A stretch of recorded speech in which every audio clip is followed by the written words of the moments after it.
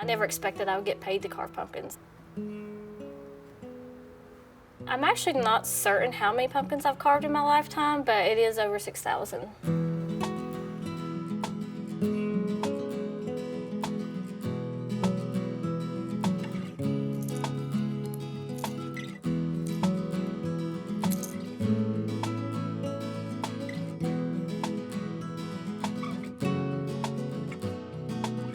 My name is Jaimie Houser. I am an artist and pumpkin carver for Dollywood. And I am Dollywood's only pumpkin carver.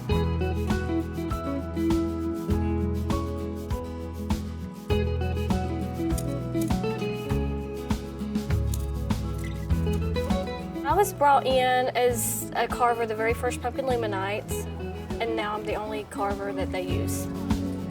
I do prefer to work alone, that way I can control exactly what it looks like.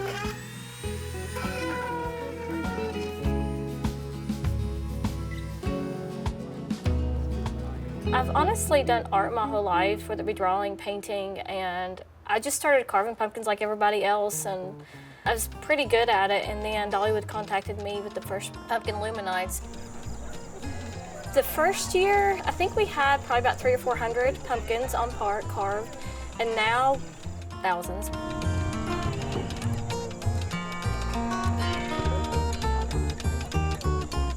I can carve usually on average 8 to 10 pumpkins a day, but the most I've ever carved is I did 60 jack-o'-lanterns in one day.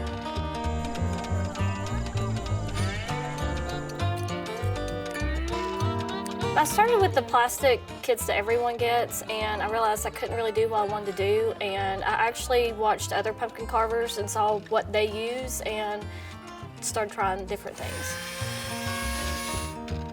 I freehand my designs. Sometimes I do make a stencil with pumpkins, but I draw the stencil myself.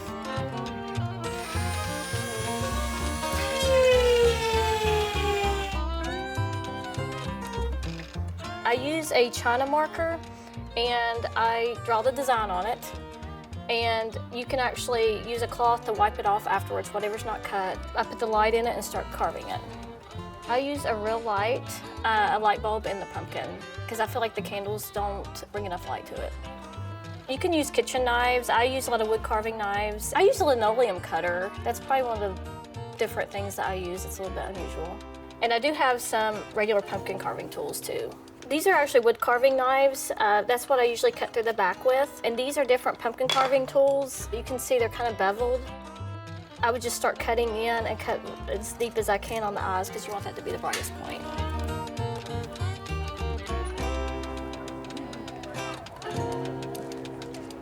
I shave it with the light on so you see it's like almost like painting. It's like layers of depth. I do use different tools and different process for the foam versus the reel. For the foam, I do cut the top off. I can usually draw on the pumpkin, and then I use a Dremel to cut through or to shave it. And the real one, I come up with an idea of what I want to carve and just pick the pumpkin that best fits what I'm trying to do. Then I cut the hole in the back. I don't cut from the top on the real one. I cut from the back. It makes it last a lot longer. That way the light doesn't shine through the cuts too on the top. And that's why you should never pick a pumpkin up by its stem. If it breaks, it'll make it rot faster. I go ahead and scrape out all the insides, and I do use the plastic scoop out of the pumpkin kits, but I do know there's attachments you can attach onto a drill, or you can use just big kitchen spoons to remove the inside of the pumpkin. As far as preserving the pumpkins, I've never found anything that really works well other than not completely cutting it through. I carve all the artificials before the festival starts, and then during the festival, I am there carving real pumpkins on park. As of right now, all the carved pumpkins on park are foam. They are all hand carved by me, but we do have a lot of uncarved real pumpkins on park. The festival's gotten much bigger than we ever thought it would. This year, I started carving in April, and I've carved probably 300 or 400 since June.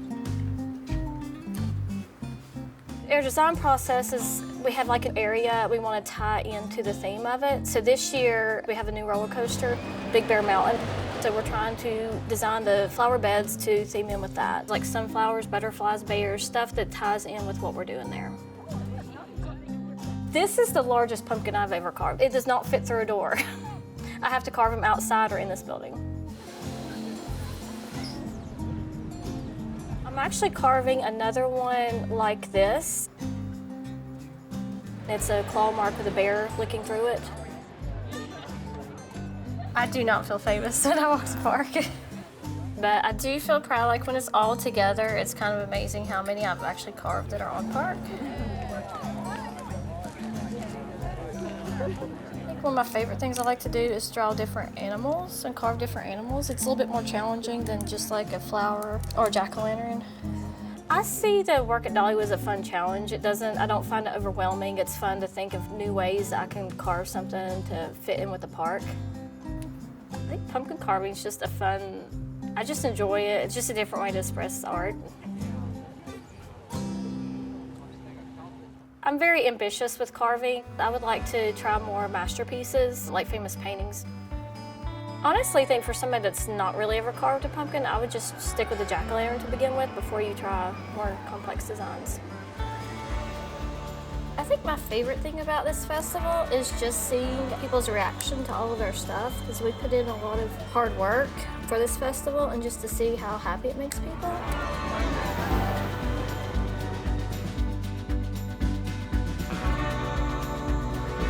If you like this video, give it a thumbs up and subscribe to Handmade for more expert tips.